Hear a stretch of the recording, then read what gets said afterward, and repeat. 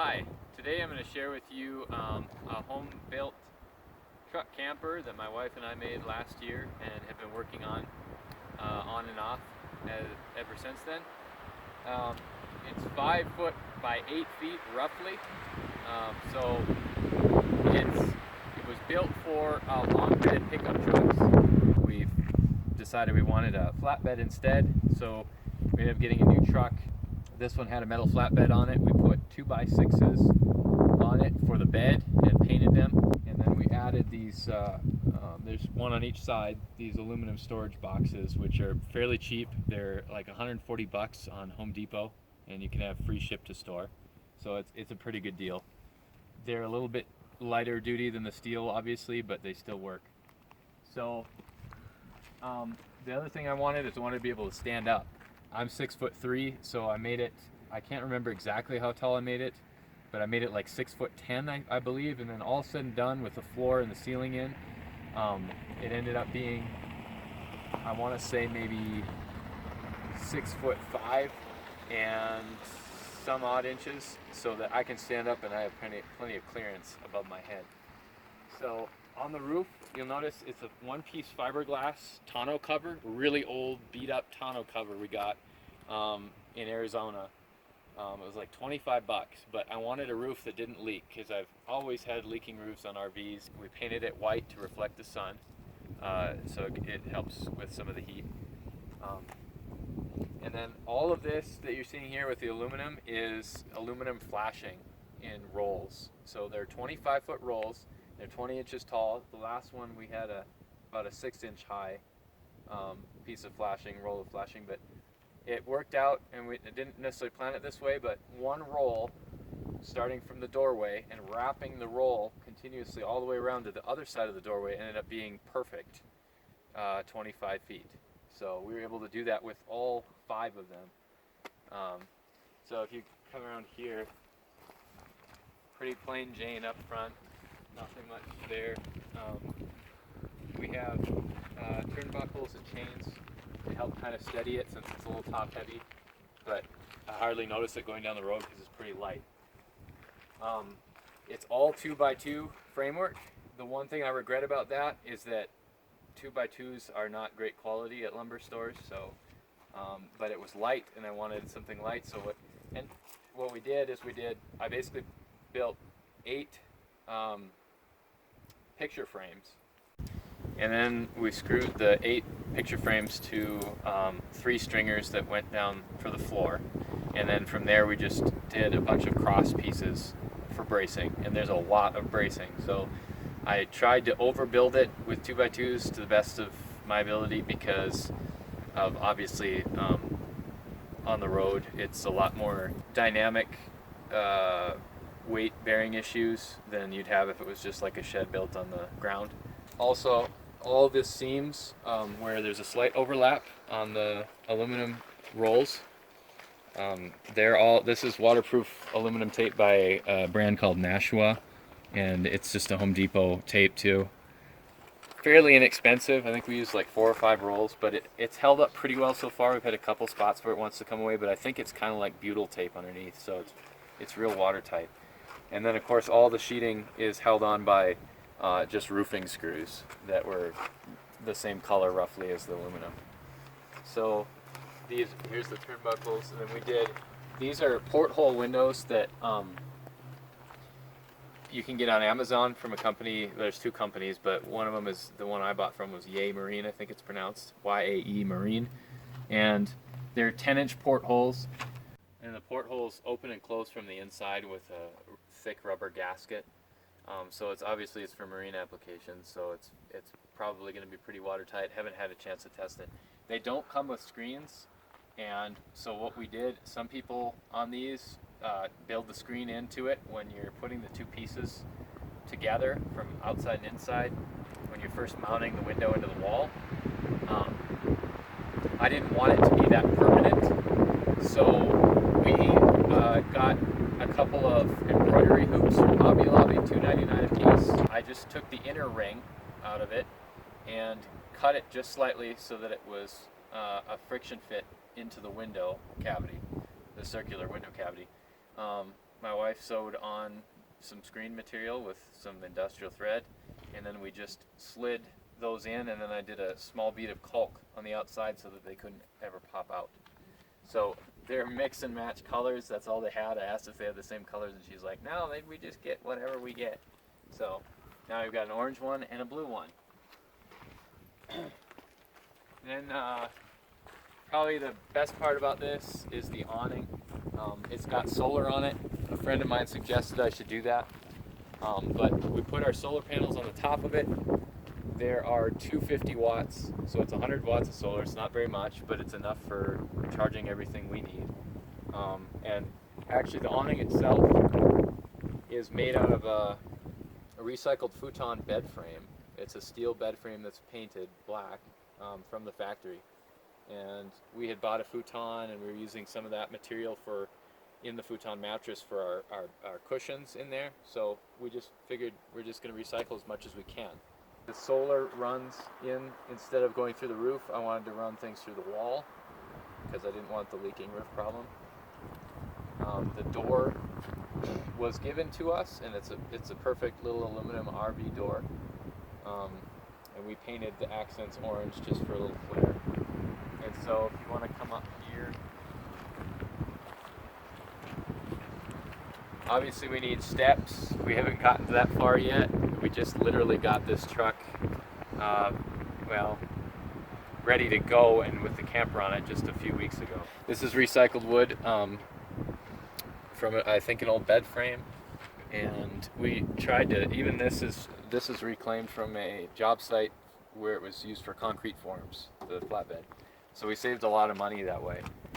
This is our little sticker that kind of plugs our business. You can find us here on Instagram and Facebook under @BlackRockLookout. And then also I make children's books. I've written and published 5, so I have them here. And you can actually find them all by just looking at my name on Amazon. But this is just kind of a joke because we've had so many people come up and ask us, is this a hot dog stand, or are we selling ice, or what? I can understand why, because the awning is kind of the scalloped edges and that. I mean, it kind of looks like a food truck. I put a locking screen door latch on this because the original latch didn't have a lock. This is steel, so we can use magnets on it. This is aluminum, so we can't. So we just put all of our magnets on here. We replaced the screen recently. It was a little bit torn, but for the price of a free door, who cares? You know, it was awesome. Obviously, we leave this open a lot for good airflow, and then it's just the 2 portholes. Those are the only 3 openings we have. So we have to take advantage of the cross breeze from that side of the camper or whatever. And we can park out of the sun, and this reflects a lot of heat, so it's pretty good that way. I'm gonna hop up in here quick. We have a little chain here that we can lock the door open because obviously it's spring loaded and it wants to shut. So there we go. Okay, so this is what the porthole windows look like from the inside. Here's that thick rubber gasket, and then you compress it, and these are just screw in, so that's how you lock out the weather. We have a little kind of blackout material that we put on them just to keep the sun out. We have these open a lot, but they do help with airflow, and this is what the screens look like from the inside. And I'm really glad that we were able to do this, because then I can remove it if I need to. Would love to have shown the rope lighting and Christmas lighting in here, but unfortunately my inverter fried. Lesson learned, an ungrounded inverter, if you have too much static from anything and you touch it, it will, at least in my case, it bypassed all 3 30-amp fuses and fried the entire whatever. So the lights went out, I shocked it accidentally, and the lights went out, and that was the end of it. So we're still going to get an inverter, we just haven't gotten it yet. But that's how we're going to use these lights, and they look really cool when they're working. This is our couch bench, kind of. It's a 2-cushion thing. We did the cheap upholstery way. You'd never really know the difference, that it's not sewn all the way around. So it's a no-sew option. It's great. You just basically wrap the fabric right around the plywood base like a present and staple it in as many places as you think it needs to hold. This is vinyl we got from Hobby Lobby also. Before this we had white, and I don't know like how these Instagram people keep white stuff white when they're on the road in their van life and stuff like that, but it's absolutely impossible. Especially if you're desert camping and stuff, there's dust everywhere, and so it was terrible. So we ended up reupholstering with something darker that wouldn't show dirt as much, but these are like brand new, and I just love the way it turned out. It basically is like, it's like kind of like a faux leather. So we didn't initially have these little, they're not really armrests, they're more decorative than anything, but we have a fold down bed, and I wanted it to rest on top of this without having to remove this cushion and have something sturdy to rest on. So there's one at each end, and it's kind of a pain to do this, but we have a lot of storage underneath here, so we kind of just slide these up and lift. We have tons of stuff under here, and so clothing and toys for our son and everything. So basically it's a kind of a catch-all storage area. Over here, just a small countertop. This is polycarbonate painted underneath and then glued onto plywood. So it should be fairly strong as kind of our version of a countertop material. Here my wife just made this today. It's just a pocket for our cell phones so that they're off the counter. These are the hoops, by the way, for the windows. If you get your hands on these, you can, and if you happen to be buying these Porthole Windows, it's a really super cheap option for getting screens on it. This is kind of our charge station. This is where a 12 volt goes in. All the solar comes in from up here, just from outside, not on the roof, but through the wall right about there. And then we ran it down the wall alongside, and it goes into this cabinet where we've got a charge controller, just a very inexpensive one from Amazon, so we can get our readout there. It's at 13.4 volts now. And then there's a deep cycle battery, a large one from Walmart there, also fairly inexpensive as far as deep cycles go. I've had my laptop running all night for multiple nights in a row, doing scans and stuff, and I've never had it cut out power. So again, it basically suffices for our needs for now. We just have small devices, mainly USB stuff, which that's why I got these. This is just two 12-volt sockets. We've got two of these, and then so that gives us 4 USB charging options. This is where the inverter used to be, and hopefully it will be again until I fried it. But there's electronic storage is right in here, top shelf, and then we've got miscellaneous other stuff down below. This I just added. It's nothing special, it's just we needed more storage. If you do this kind of thing, you know that storage is like the paramount. So we have our little roll of paper towels here, and all of our dishware and stuff and snacks up here overflow a little bit, but it just helps get things out of the way. This is a closet. This was built out of shelving boards. It was just, looks like maybe 1x12s, and again, this was free, the recycled wood. So I just basically worked within the parameters of how much I had. And then it just ended up being kind of a catch-all closet. We can do our jackets and stuff in there. It's pretty tight, but it ends up helping a little bit in getting stuff out of the way. There's also storage underneath this bench, just on the floor. About 6 inches high is about as much as we get, but it's full length, so we can use that all. Underneath this, over here is more storage. This basically is a bookcase at the bottom. And this is the bed. So this is like a false wall. We just put one of these decorative MDF panels on here, just so it looked nice when we had the bed folded up. This is a latch that we made. In fact, this latch actually came with the door, the original door, and I didn't need it for that purpose. So this is like what holds the bed from falling, and it's been great. I drive around with it like this all the time.